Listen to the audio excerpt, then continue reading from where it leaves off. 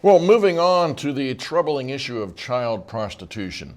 Teenagers who run away from home can fall into the hands of pimps or gangs and be sold for sex. But for 35 years, a Los Angeles-based charity called Children of the Night has been helping young girls and boys escape a life on the streets.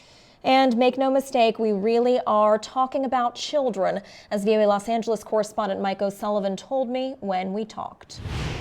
The kids you meet there are basically they're just like any group of middle school or high school kids. Some of them that I've met are as young as 12, and they're generally up to 18. At 18, they can move on to college. Some of them are great success stories. They graduate from college. They go into fields like social work, teaching. Others, unfortunately, end up back on the streets. But the goal of the organization is to get them off the streets, get them into counseling, get them into a secure place where they can finish their education, get their high school diploma, and move on. So of the girls that you spoke with, what were some of the reasons that drove them into prostitution? Well, when you talk to Lois Lee, who's dealt with thousands of these kids over the years, she says the one common denominator is abuse at home.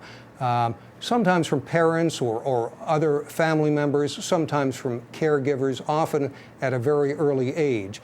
The other thing is a dysfunctional family. I spoke to one girl whose sister was a drug addict and a prostitute, her older sister, and her sister basically sold her into prostitution at the age of 14. Another girl I spoke to who's featured in this story, her mother was a drug addict, and she was placed in a group home. She ran away. A friend of hers, who she said she thought was a friend, basically sold her to a pimp. She's like, okay, we need to make money somehow because, you know, we don't have jobs and we need a place to live. And she's like, you know, I can steal from people and, you know, you're really pretty. And right then I was like, oh, I know what that means. Sarah says she had one client and then ran to a nearby shop pleading for help. The police were called and they referred her to the Los Angeles-based charity Children of the Night. Now, another important part of this is the way that authorities view and treat these girls and sometimes boys, where they're being seen as victims. You know, there's been a big educational drive, both aimed at the general public and at police agencies across the country. We don't look at these girls as prostitutes. We rescue these girls and we understand the dynamics of them being victims.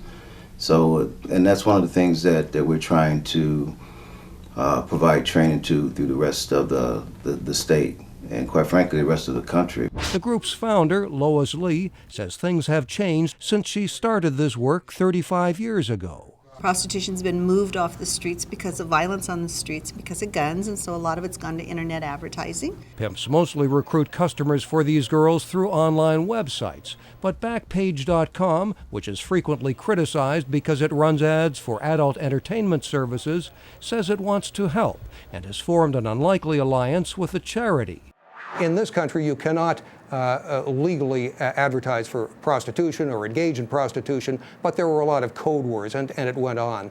Now, Craigslist came under so much criticism that it shut down that section of its site, and a lot of that advertising moved to Backpage. Now, Backpage has come under a lot of criticism, and what they have done is put an ad on the site, you know, reaching out to these kids if they're involved, telling them where they can get help. And they have crews of people who basically scrutinize all the ads, looking for indications that anyone advertising on there may be underage.